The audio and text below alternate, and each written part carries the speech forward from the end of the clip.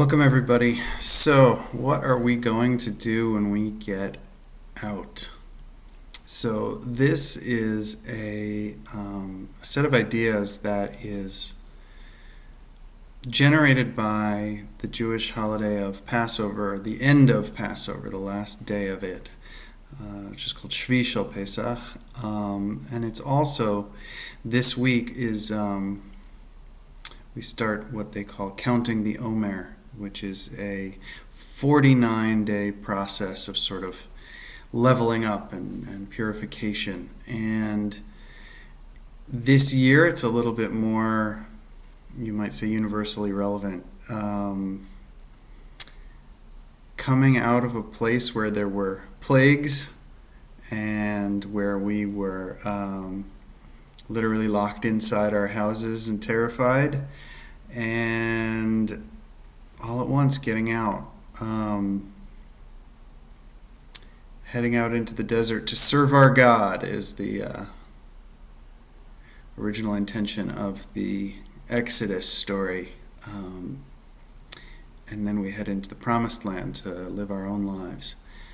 I'm sure a lot of you have been thinking a lot about what your life looks like, how it feels. When you get out again, I can't imagine very many of you just want things to go back to exactly the way they were before. I imagine your priorities have changed, and the scope of your desires, your awareness of what it means to be alive, the opportunity to be out in the world and not be stuck inside your apartment, stuck inside a much more limited, even if you're not under total quarantine or whatever, life has been a lot more limited for pretty much everybody on Earth for the last few weeks, and I think that it's a pretty terrifying time. So there's an opportunity to think about a blank slate, and I'm not saying that we're going to walk out of our houses and nothing's going to exist the way it was. There'll still be buildings, and there'll still be food, and there'll still be humans, and there probably will still be something resembling civilization, although the hive, the giant global human hive that we live in, is probably going to be changing in some ways that none of us can anticipate yet. We live in a global civilization. Jews were coming out of the Egyptian civilization, which was probably the world's most advanced civilization at that time, most powerful maybe, but it wasn't the whole world. It was surrounded by thousands of miles of desert that even today is still mostly well beyond the reach of human efforts to civilize it. The wilderness. So when we talk about coming out of slavery, if you saw the first class I gave last week, slavery is an incredibly traumatic thing, and most humans today are descended from slaves in one way or another. Jews, we get to remember every year that we were slaves in Egypt. Most people in Europe were probably slaves under the Roman Empire, or at least part of their ancestry comes from Slavs, which was the root word. The Romans were doing to the Ukraine area what Europeans later did to West Africa, and huge slave trades existed all around the world. So civilization is going to look different when we come out, and yes, it's one singular civilization. I wouldn't have said that previous times where there's been big changes in the world, that there's just been one civilization that was either this strong or this vulnerable to one pandemic spreads around the entire planet. There's really nothing like it in history. Even 100 years ago when the influenza epidemic came, it took years to make its way around the globe, and some whole parts of the world were relatively untouched by it in a way that's just not true today. So what does it look like to restart, to reboot? And the situation that the Jews were in coming out of Egypt tells us that we were enslaved for 210 years.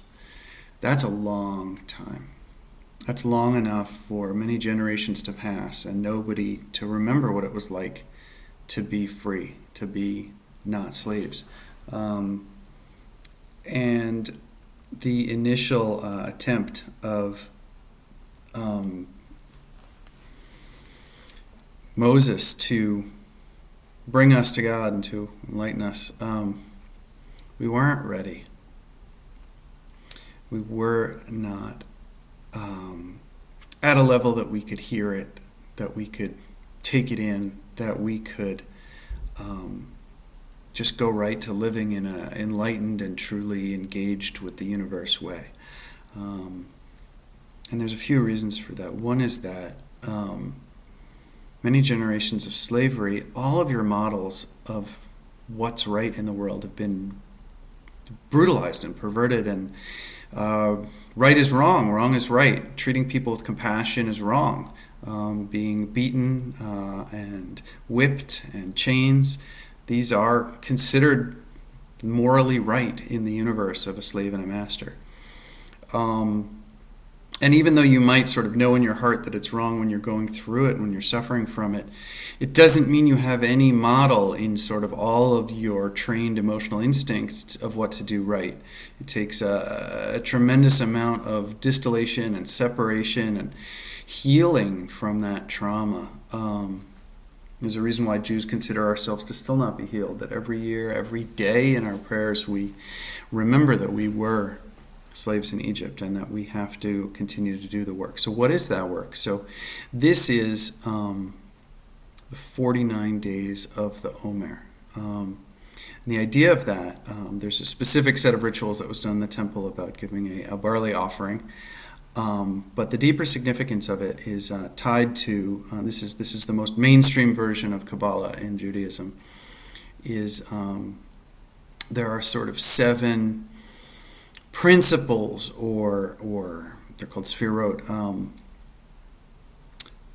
There are sort of characteristics of the world that it's a seven sort of it's a pattern that repeats throughout nature and in every growth process, in every creation. It starts out with chesed, which is this week, which is translated as loving kindness usually into English, but that doesn't really quite cover it. It's really more of a unconditional love. It's like a boundlessness. It's the love a mother has for an infant, and that is also associated with listening, not with judging, just unconditional love and safety and nurturing. Then the second sphira, which starts on Shvi Shel Pesach and goes through the next week, is Gevura. Gevura is kind of like samurai energy. It's the differentiation, individuation. It's a toddler saying no, and it's the ability to be yourself as separate from God, as separate from your mother, as to be an individual, to make a boundary between anything and anything else. And in the original creation story, there's sort of this moment. There's a word that is usually translated as God hovered over the waters, but I think that there's a moment where it's in the Kabbalistic sense, God withdrew himself, itself, herself, their self, enough for there to be space, for there to be other beings who could be in relationship to God. So that we could become individual elements of creation that could experience creation individually and have a relationship with God. And that's the greatest act of chesed, but that's also the moment of differentiation, of making space for the rest of creation to exist.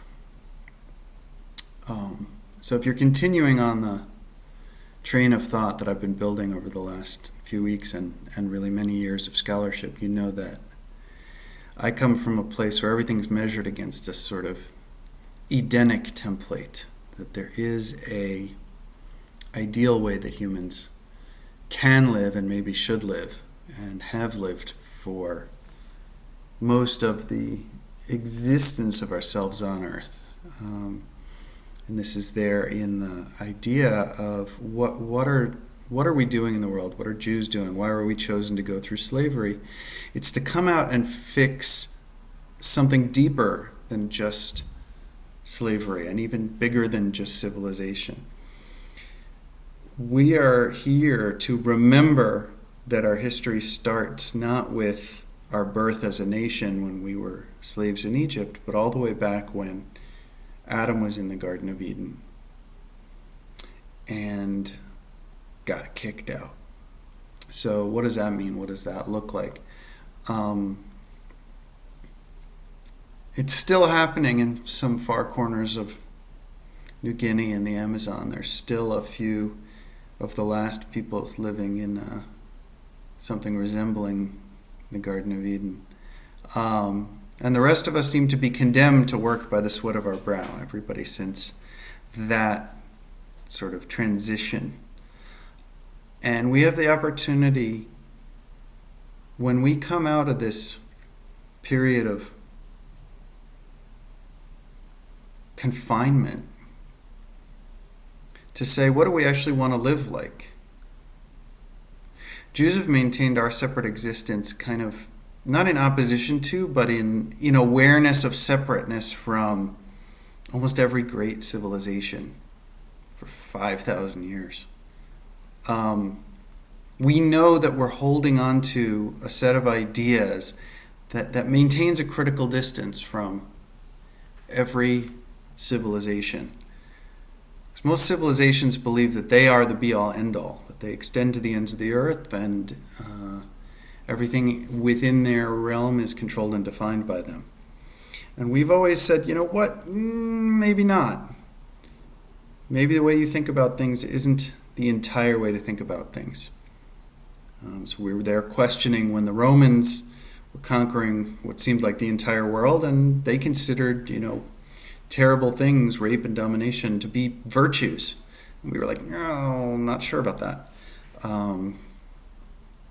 We were there to question the Soviet Union when it had a set of incredibly pernicious beliefs that were implemented as this Gulag archipelago, and just this incredible brutalizing of the human potential and perversion of truth, and truth was lies, and every Orwellian nightmare was played out in these different communist empires.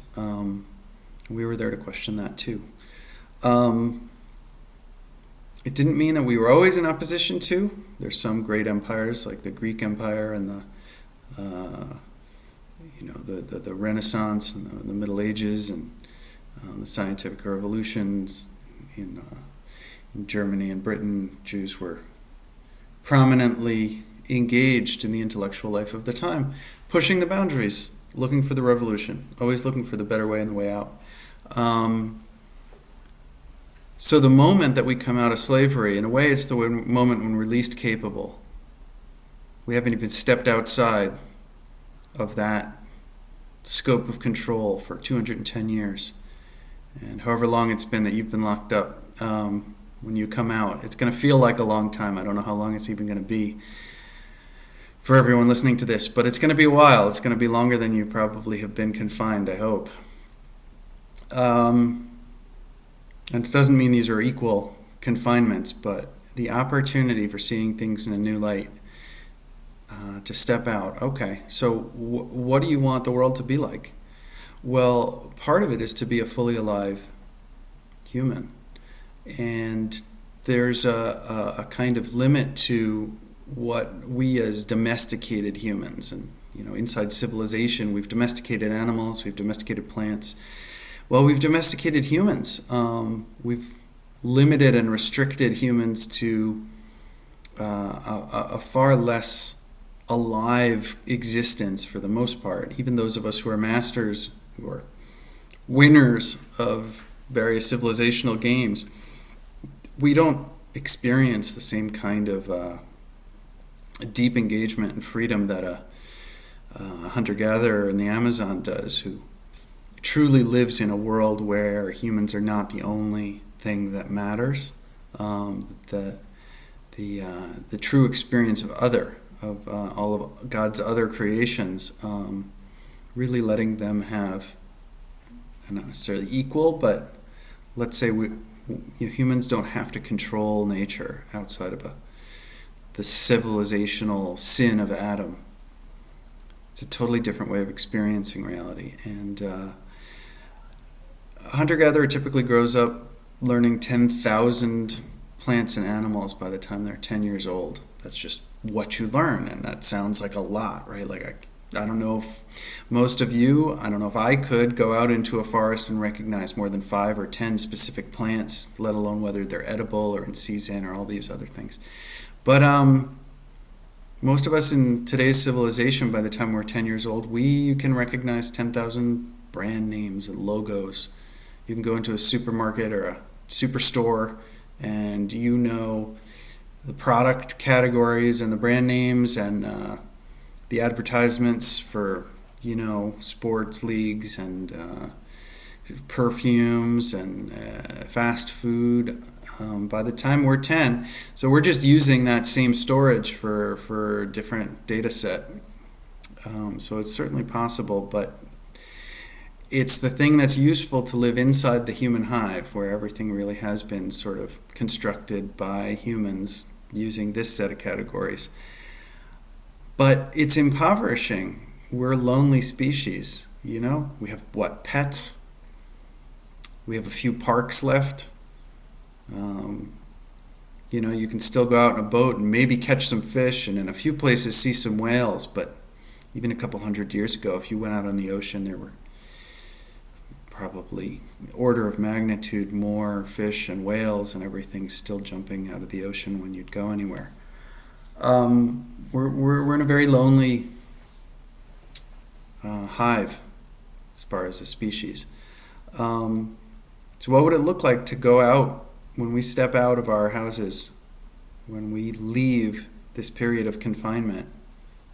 What would it look like to actually see the world as one species among many, and to truly make moral decisions from that place? So when the Jews come out of Egypt, the idea is that we had dropped 7 times 7, 49 levels down. We were so damaged by slavery. If we'd gone one more level, we would have been unable to return. So what does that mean? Like, we still kept on a thread of our identity, just the bare bones of knowing that we didn't belong in that knowing that we were the children of an ancestor, the children of Israel. That's an incredible, tiny thing to hold on to, that when we came out, we knew who we were. And if we'd gone any further, we wouldn't have known who we were anymore. And this, unfortunately, is a familiar story that an awful lot of the people who were enslaved, whether by the Roman Empire or the Portuguese Empire, brought to Brazil, or taken out of East Africa and brought into Arabia and India, or other slave trades that even today take people out of small hill tribes in various parts of Asia and sell them into, terrible kinds of human trafficking. If it's beyond a certain point, then you no longer knew where you were from. Maybe you were a child who wasn't even raised by your own mother. You don't even know your own language. You don't know where your home village was. You don't know where your home tribe was. You don't know anything. You are nobody. Sometimes the people raised up in that, they buy into the world of the masters and the slaves. They become the slave masters. There's a very famous empire called the Mamluks, where there were Muslim empires that trusted slave soldiers more than other kinds of soldiers, because those slaves had no specific ethnic identity left to sort of return to, and therefore they could be almost like pure soldiers, tiny bit like the Unsullied in Game of Thrones. Well, at a certain point, they took over and they became the Mamluk Empire. The slaves had become the masters, and they didn't have a platform for abolishing slavery in the world. They were part and parcel with all the other vast and enslaving empires of most of world's civilizational history. So you don't know who you are. You're in this deep moral inversion. And so Jews were coming out of Egypt, 49 levels, every of the sort of healthy levels of existence was sort of damaged and perverted. And the idea is that the process of getting out of Egypt brought us right back up to zero, and then it took another 49 days of purification, of going through each of these levels before we were ready to take in and receive the revelation, which Jews call the giving of the Torah in the desert of Sinai, Mount Sinai, right? So getting back up to these levels and then getting all the way up those other levels, can you imagine what it would be like if you truly saw and heard everything that was in front of you and around you, smelled, humans who live as hunter-gatherers in the jungle, and I don't want to romanticize them, but their default is to be deeply attuned to all of the nature around them. There's many documented stories where they hear planes coming many minutes, even hours before the Europeans there heard those planes coming. There's many stories that they sense when an earthquake or a tsunami is coming, like animals do, and head for high ground, which most of us civilized humans have sort of lost the sense for, the instincts for. What would it be like to be able to track animals in the wild? And there are still some people who have maintained those skills, but not because their lives utterly depend on it. They are tuned in a way that it's hard for most of us to imagine. Most of us are actually, and this is sort of the survival skill inside the hive, we tune things out. We tune most of the sensory stimuli around us out. That's the survival skill, is to focus on one thing and to tune everything else out. Partly because it's so safe. We can tune almost everything else out. Most of us are not worried about snakes, poisonous snakes, getting eaten by leopards, walking in a way that we don't step on the wrong kind of poisonous plant. I mean, sure, there's a few places where you might worry about poison ivy, and there's a few places where there's still some scorpions and snakes, but most of the human hive, not only are there not that, there even aren't the innocuous bugs that won't hurt us at all, but we just don't want them in our houses, termites and ants and fruit flies. We're just like, get them out of here, exterminate them. We control all the life and death in our hives, or at least we think we do, and our hive has taken over most of the planet. I don't know if it's a very satisfying existence. It seems to be the dead end that we're rapidly approaching, is where every inch of the earth has become part of the hive. And we don't know whether the hive can survive as the entire world. So to get back up to the 50th level up, we'd want to be beyond the assumptions of any civilization, because we want to get up to the level where we could glory in God as like in true relationship with all of God's creation. I don't know what that looks like. I think it might look a tiny bit like some of the hunter-gatherers, but I think it's something much more than that. And maybe coming out of quarantine will give a lot of us that sort of moment of clarity to see and to feel what that might look like and feel like. So there's Midrash that when God first speaks to the people when they come out of Egypt, the first two commandments are given directly to the entire nation. And it's just, I am the Lord your God. And the Midrash says that not only could they not handle it, they all fell down and died. And God was like, wait, that's not what I meant. Okay, I'm resurrecting you all now. You're alive again. And Moses is like, they can't handle direct communication with you. It has to come through an intermediary. The light is too much, that it'll just blow them apart. And there's a lot of stories, and the whole story of being in the desert for 40 years is partly because the generation that had lived in slavery was not ready to be living as free people. It took an entire generation to die off before that next generation was ready to go into the land of Israel and live as free people. So it's easy to say that they weren't ready, so what would it take to be ready? So maybe this period of confinement gets us ready to start thinking about that blank slate and what we really want. When we step back out into the world and we see the trees and we see all the animals, and allegedly there's, dolphins swimming back in our harbors again, and otters, and there's even in the Shanghai Zoo, there's no visitors to the zoo for so long that the pandas have actually gone back to mating for the first time in decades. So maybe we can make room for life to come to life again. Maybe it doesn't have to be some massive coercive policy. Maybe it just starts to happen because we want it to. We want the rest of life to have its own life, to not just be pets and prisoners of zoos and cages, that we want the rest of life to be there when we come outside.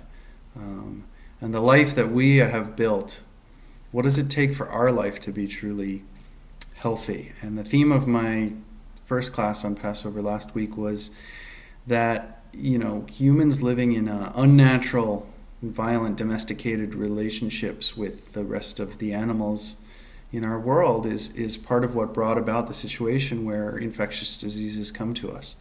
So maybe part of the fixing of it is we try to figure out how to undomesticate animals and undomesticate ourselves and make space for the rest of creation to exist. And as we come from Chesed to Gevurah, maybe we can think about the way that God created the universe by withdrawing, by making space for the rest of life to have its own life, so that we, as individual elements of God's creation, could have conscious relationship with the unity, with the one.